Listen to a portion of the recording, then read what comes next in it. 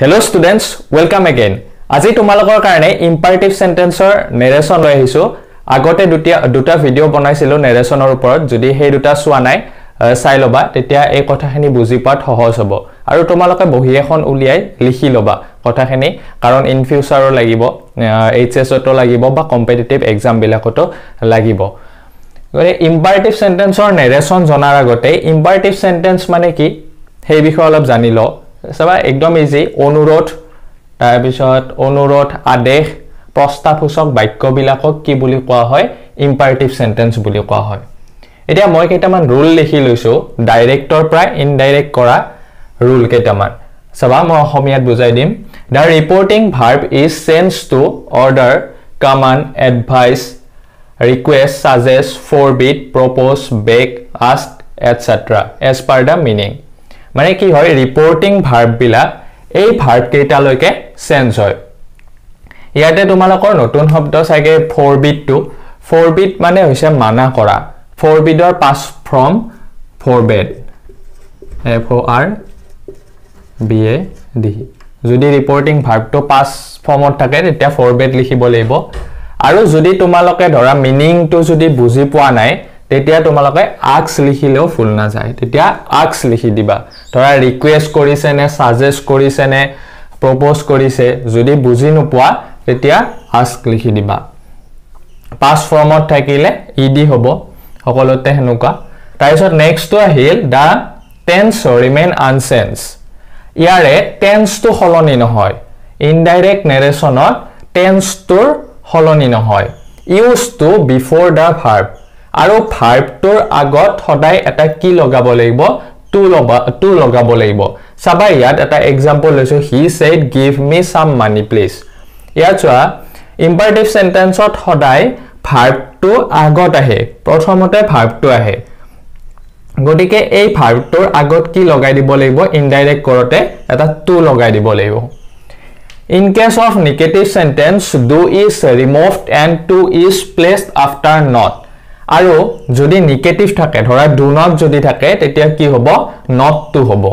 এইখিনিয়ে সিম্পলকৈ ৰুল এইখিনিয়ে। আৰু কিছুমান লেট থকা আছে, লেট থকাটো আমি পিছত শিকিম। আৰু কিছুমানৰ ক্ষেত্ৰত কিন্তু তুমি ডেট বহাব লাগিব, টুৰ সলনি ডেট বহাব লাগিব। গতিকে তোমালোকে এটাও স্কিপ নকৰিবা, গোটেইকেইটা এক্সাম্পল, ইয়াৰ পিছত মই 5টা এক্সাম্পল লৈ আহিম, গোটেইকেইটা চাই যাবা, তেতিয়া সহজ লাগিব। তাৰ পাছত আকৌ লেট থকা শিকিম। এতিয়া চোৱাচোন, আমি এইটো কৰি লওঁ, তেতিয়া অলপ এটা আইডিয়া আহি যাব। He said give me some money please. ইয়াত কি হ'ব?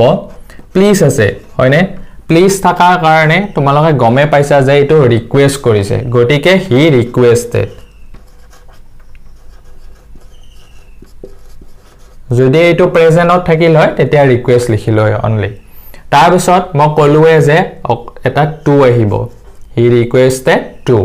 বাকি ইয়াত টেন্সৰ পৰিৱৰ্তন নহয়, সিম্পল প্ৰেজেন্টত আছে, গতিকে সিম্পল প্ৰেজেন্টে হ'ব গিভ। চোৱা এতিয়া গিভ, ইয়াত কি আছে? মি আছে। মি মানে হি, ফাৰ্ষ্ট পাৰ্চন, হয়নে নাই? গতিকে ফাৰ্ষ্ট পাৰ্চন কি হ'ব? একৰ্ডিং টু সাবজেক্ট চেঞ্জ হ'ব। কিন্তু এইটো চোৱা, কি অবজেক্টিভ কেছত আছে, গতিকে অবজেক্টিভ কেছত থাকিলেও এইটো কি হ'ব? হি নহয়, কি হ'ব? হিম হ'ব। গিভ হিম সাম মানি। প্লিজটো উঠি যাব। ইয়াত এটা কথা মনত ৰাখিবা, যদি প্লিজ থাকে, ডাইৰেক্ট নেৰেশ্যনটোত প্লিজ থাকে, কাইণ্ডলি থাকে, ছাৰ থাকে, মেডাম থাকে, অনাৰ থাকে, মাই অনাৰ থাকে, মানে ধৰা উকিল লয়াৰ বিলাকে যে কয় ইয়ৰ অনাৰ, সেনেকুৱা শব্দবিলাক থাকিলে উঠি যাব। বাকী এইখিনি বুজি পালা চাগে। ইয়াৰ পাছত নেক্সট পাৰ্টটোত কেইটামান এক্সাম্পল আমি কৰিম। এতিয়া চাবা, আমি 5টা এক্সাম্পল কৰিম। ফাৰ্ষ্ট এক্সাম্পলটো আছে, my friend said to me work hard if you want to pass. এতিয়া এইখিনি চাই গম পাইছা যে এইটো কি কৰিছে? এডভাইচ কৰিছে, উপদেশ দিছে। গতিকে কি হ'ব? মাই ফ্ৰেণ্ড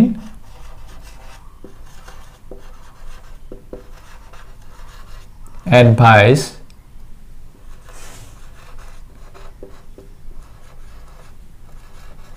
ইয়াত চাবা এডভাইস স্পেলিং টোত বহুতে সি লিখা সি তো নাউনত হে হয় আৰু ভাৰ্বত সদায় এস হ'ব গটিকে এনেকুৱা সৰু সৰু কথা তোমালোকে প্ৰতিটো সেন্টেন্সতে পাবা গটিকে চাই যাবা প্ৰতিটো সেন্টেন্স মাই ফ্ৰেন্ড এডভাইস মি আজিৰ পৰা এডভাইস স্পেলিং টো ফুল নকৰিবা তাৰ পিছত কি আছিল রুল কি আছিল টু আহিব এটা কানেক্টিভ হিচাপে উঠি যাব কমা আৰু ঊৰ্ধ্ব কমা টু work hard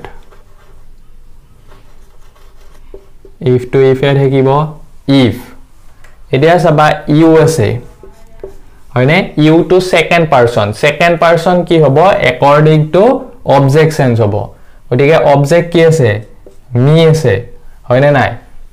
গটিক কিন্তু you to কি হত আছে subjective case হত আছে গটিকে me to আমি subjective case হত লিখিব লাগিব গটিকে subjective case হত লিখিলে কি হ'ব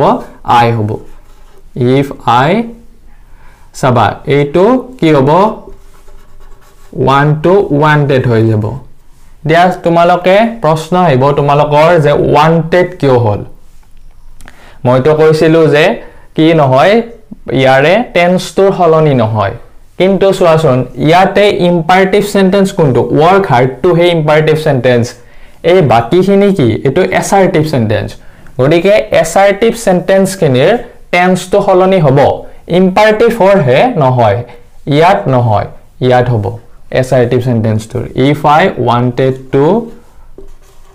pass এইটো তো টু থাকিলে কি এইটো ইয়াত তো টেন্সৰ হলনি নহয় এটো তোমালোকে জানা এডিয়া চাবা 2 number to my mother said to sister don't pluck the flowers এইখিনি চাই বুজি পাইছা যে এটো কি দিছে অৰ্ডাৰ দিছে my mother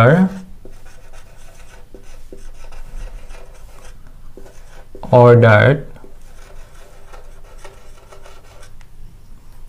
sister ইয়াত চোৱা don't আছে don't থাকিলে কি হ'ব বুলি কৈছিলো not to আগত আহিব to পাছত বহিব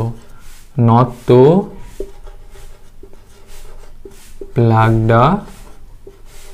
flowers next to আছে Nisa said to me do cast your foot এইটো সোৱা ইয়া দুটা ভাৰ্ব আছে হয়নে গটিকে এনেকুৱা do's to যদি আগত থাকে ইয়াক কি বুলি কয় emphatic imperative sentence বুলি কয় মানে ইয়া do টই কি দিছে বেছি জোৰ দিছে তেতিয়া কি হ'ব এই do to উঠি যাব এটো নাই বুলি ভাবি লবা এটো কি দিছে do cast your foot গটিকে এইটো তোমালোকে চাই গম পাইছে যে এটো কি দিছে এডভাইস দিছে নিশা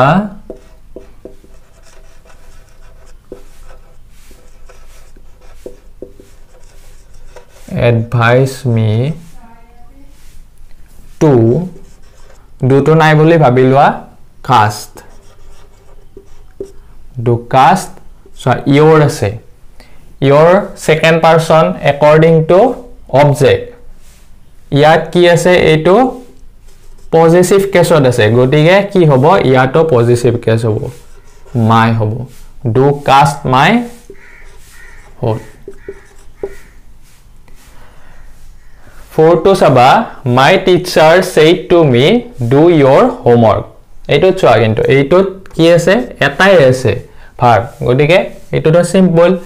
my teacher said to me do your homework এটো কি হ'ব অৰ্ডাৰ তো হ'ব পাৰে বা এডভাইস হ'ব পাৰে অৰ্ডাৰে লিখিলো my teacher ordered me to do এইটো সোৱা according to কি হ'ব second person আছে কাৰণে object কিন্তু এইটো কি আছে এইটো কি আছে অবজেক্টিভ কেছত আছে গটিকে অবজেক্টিভ কেছ হ'ব মি নহয় মাই হ'ব do my homework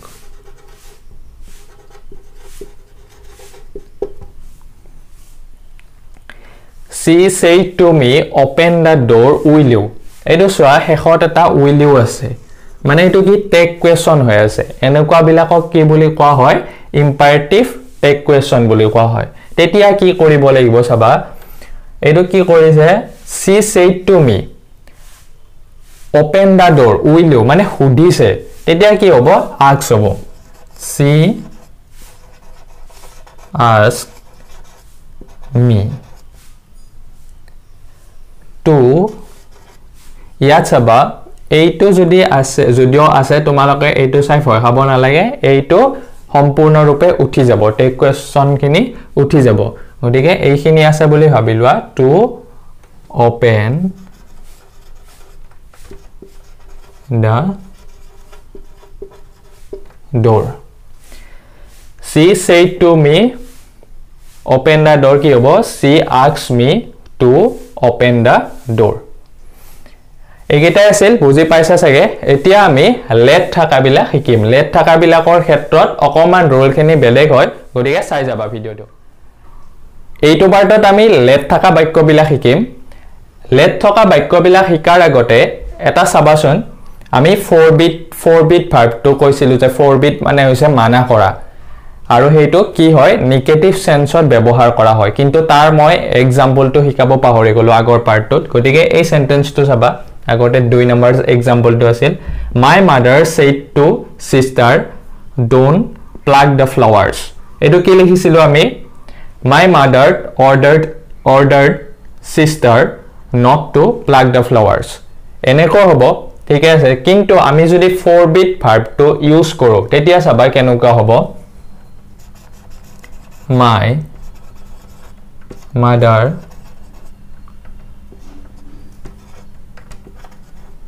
forbade হ'ব কাৰণ past formত আছে সেইটো forbade sister এইটো মই কলোৱে যে এইটো নেগেটিভ সেন্সত ব্যৱহাৰ কৰা হয় গতিকে ইয়াত কি নহব not to নহব কি হ'ব to pluck the flowers to pluck the flowers এনেকৈ লিখিলেও হ'ব ইয়াত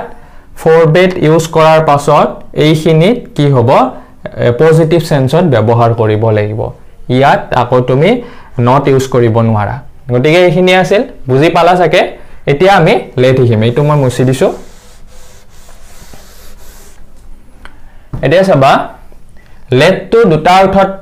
ব্যৱহাৰ কৰা হয় to propose to suggest propose আৰু সাজেষ্ট কৰিবলৈ কি হয় লেট ইউজ কৰা হয় তেতিয়া তাত কি থাকে লেটৰ পাছত আস থাকে তেতিয়া গম পাবা লেটৰ পাছত যদি আস থাকে বা লেটস থাকে তেতিয়া কি propose বা suggest অৰ্থ বুজাইছে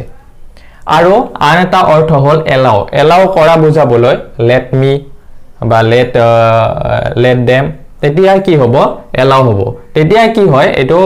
might be allowed হৈ যায় পিছৰখিনিত might be allowed হৈ যায় আমি এক্সাম্পলৰ হৈতে গম পাম কেনেকৈ হ'ব চাই যাবা ইয়াত চাবা এটা কথা যদি said থাকে he said তার যদি অবজেক্ট না থাকে তেতিয়া কি হ'ব প্রপোজড হ'ব হয়তো বা সাজেস্ট হ'ব একে কথা দুইটাই লিখিব পাৰি কিন্তু যদি টু থাকে অৰ্থাৎ অবজেক্ট থাকে হি সেড টু মি তেতিয়া কি আমি আগৰ নিচিনা টু উঠাই দিব নোৱাৰো তেতিয়া কি হ'ব প্রপোজ টু বা সাজেস্ট টু হ'ব টু থাকি যাব ইয়াত টু উঠি না যায় ৰিমুভ কৰিব নোৱাৰা তুমি টু তাৰ পাছত সেকেন্ড ৰুলটো হল ইয়াত কানেক্টিভ হিচাপে that ইউজ হ'ব আগৰ গিটাত আমি কি লিখিছিলো টু ইউজ কৰিছিলো কানেক্টিভ হিচাপে ইয়াত let থাকিলে that হ'ব কানেক্টিভ হিচাপে আৰু let to remove হৈ যাব let to উঠি যাব তাৰ পাছত let to উঠি গৈ এটা কি হ'ব should এটা হ'ব should to আহি যাব গতিকে এইখিনিয়ে কথা আমি মানি চলিব লাগিব let থাকিলে আমি এতিয়া কেইটামান এক্সাম্পল লম এক্সাম্পল লৈছো he said let us go for a walk let us go for a walk থাকিলে let us যদি থাকে তেতিয়া মই কৈছিলো যে suggest বা propose হ'ব গতিকে এইটো আমি কি লিখিব পাৰো suggest বা propose লিখিব পাৰো যিকোনো এটা লিখিলে হল ধৰা আমি প্ৰপ'জ লিখিলো হি প্ৰপ'জ হি প্ৰপ'জড ইয়াত কি আহিব টু নাহে ডেট আহিব ডেট লেটটো উঠি যাব আছটো চাবা কি হ'ব আছ মানে কি উই হয়নে নাই উই থাকিলে কি হ'ব according to যেটো ফাৰ্স্ট পাৰসন according to কি হ'ব সাবজেক্ট সেন্স হ'ব ইয়াতো চাবা according to সাবজেক্ট সেন্স হলে ইয়াত আছে হি তো হৈছে ফাৰ্স্ট পাৰসন ইয়াতো কিন্তু উই আছিল হয়নে নাই উই থাকিলে উই বা আছ আছিল উই তো কি প্লুৰেল ফৰ্ম গতিকে হিৰ প্লুৰেল ফৰ্ম কি থাৰ্ড পাৰসনৰ প্লুৰেল ফৰ্ম কি দে হয়নে নাই গতিকে ইয়াত কি হ'ব ডেট ডে হ'ব এইটো সিঙ্গুলাৰ নাম্বাৰ থাকিলে ইয়াতো সিঙ্গুলাৰ নাম্বাৰ বহিব প্লুৰেল নাম্বাৰ থাকিলে প্লুৰেল নাম্বাৰ বহিব এটো কথা মনত ৰাখিবা তোমালোকে বহুতে আন্দাজত লিখি দিয়া ডে হ'ব উই হ'ব কিন্তু আমি কি প্ৰপাৰ ডে হ'বনে উই হ'ব এটো ৰুলটো জানিব লাগিব কিয় ডে হ'ল কিয় উই হ'ল গোটে কথাখিনি জানিব লাগিব অলপে হিকা ভালকে হিকা গতিকে the propose that day কি হ'ব তাৰ পিছত ইয়াত চোৱা go আছে go for a walk গতিকে that day der পিছত কি আহিব বুলি কৈছিলো এটা should আহি যাব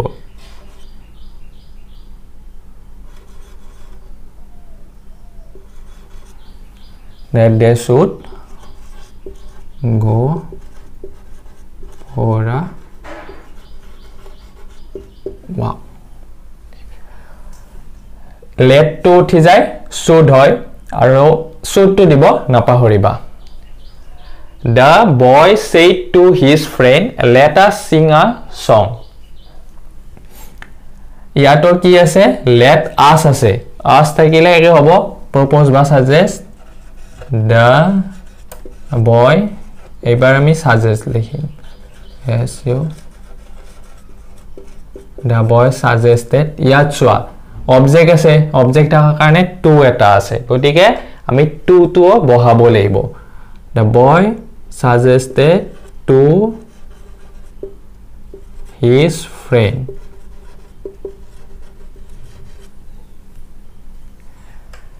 let us sing a song কি হ'ব ইয়াত that as to কি হ'ব একে কথা we according to subject যেহেতু এটো প্লুৰেলত আছে ডাবল প্লুৰেল ফৰ্ম কি দে that they should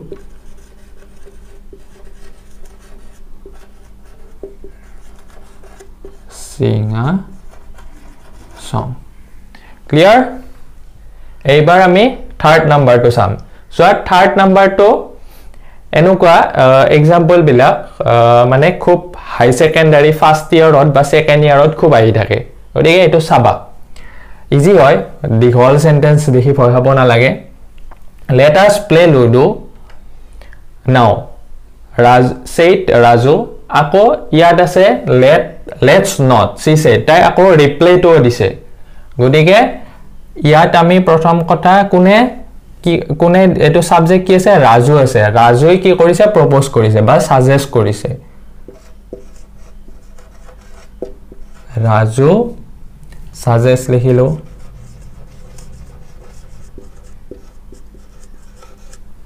ৰাজু সাজেষ্টেড ইয়াত অবজেক্ট আছে নাই কাক কৰিছে আছে গতিকে আমি কি লিখিব লাগিব টু লিখিব লাগিব ৰাজু সাজেষ্টেড টু সি টু কি হ'ব হাৰ হ'ব এইখিনিলৈকে বুজি পাইছানে ৰাজু সাজেষ্টেড টু হাৰ ডেট আহিব এটা ডেট ইয়াতো চোৱা আস আছে হয়নে নাই let us আস থাকিলে কি হ'ব এটো উই হয়নে নাই প্ৰথম কথা according to subject sense হ'ব ৰাজুৰ যেহেতু উই আছে প্লুৰেল ফৰ্ম ৰাজুৰ কি হ'ব plural form they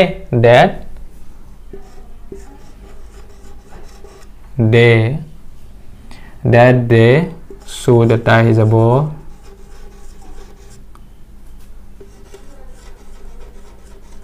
play ludo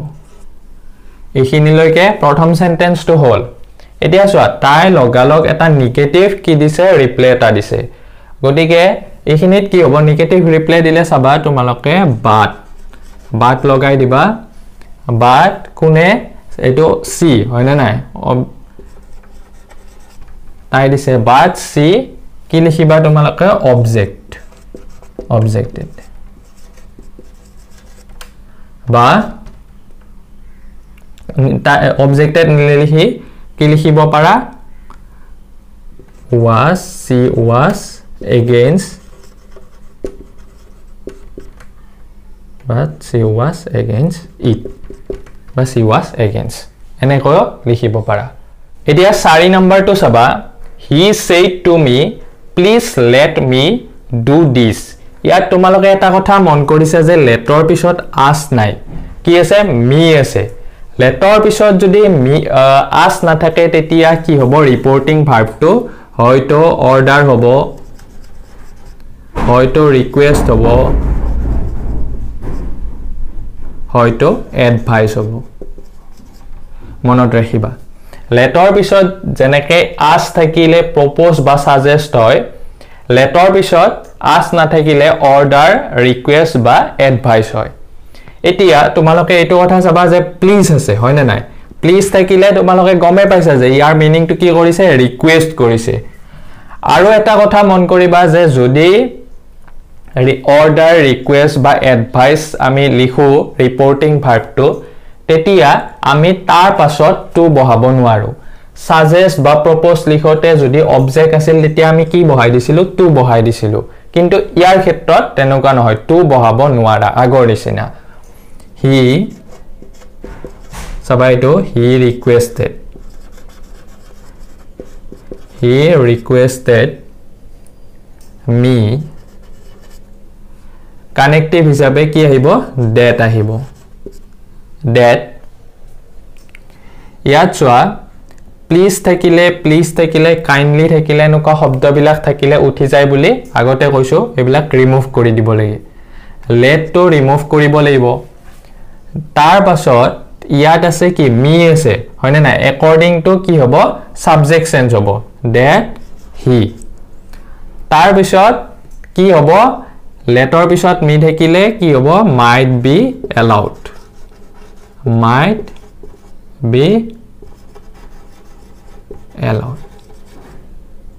মনত ৰাখিবা he might be allowed তাৰ পাছত এটা do লাগিব he might be allowed to do this to কি হ'ব that হৈ যাব he might be allowed to do that এনেকৈ কৰিব পাৰো আৰু এনেকৈও কৰিব পাৰো আৰু এটা एग्जांपल মই লিখি দিছো চাবা তলত লিখি দিছো এইটো মডাৰ্ন টেকনিক এইটো এনেকৈ কৰিলেও শুদ্ধ যাব যদি এইটো টেকনিক ভাল পাইছা এইটো তো কৰিব পাৰিবা বা এনেকৈ কৰিব পাৰিবা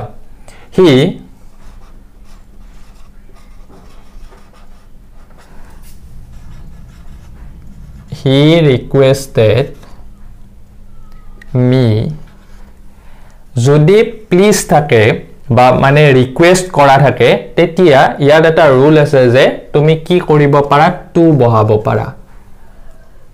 বাকি কিটাৰ ক্ষেত্ৰত কিন্তু অৰ্ডাৰ বা এডভাইস থাকিলে কিন্তু এইটো নিয়ম নাহাতিব তেতিয়া এনেকৈয়ে কৰিব লাগিব এই ৰুলটো মতে কিন্তু যদি ৰিকুৱেষ্ট থাকে তেতিয়া তুমি কি বহাব পাৰিবা টু বহাব পাৰিবা he requested me to তাৰ পাছত let to আকৌ আহি যাব চাবা দে let to আহি যাব let me to কি হ'ব him হ'ব let him do that modern englishত এইটো ইউজ হয় তুমি স্পোকেন ইংলিশত ক'ব লাগিলে তুমি এইটো ক'ব লাগিব বা এইটো ক'ব পাৰা এইটো ওল্ড টেকনিক গতিকে তুমি তোমালোকৰ যোনটো ইজি লাগে এইটো লিখিলে শুদ্ধ যাব এইটো লিখিলে শুদ্ধ যাব এতিয়া তোমালোকে 5 নম্বৰটো চাবা he said let there be no inquiry in my case কি কৈছে মোৰ কেছটো এনকুৱাৰী নকৰিব গতিকে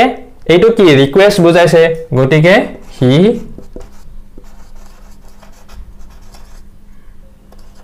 requested. ইয়াত চাবা let there be আছে let there be থাকিলে কি হ'ব that to তো লাগিবয়ে that there to আহিব প্ৰথমতে there তাৰ পাছত এটা should লাগিব that there should be to আহি যাব let to ঠিক হয় কি হ'ব should to পাছত হ'ব let there should be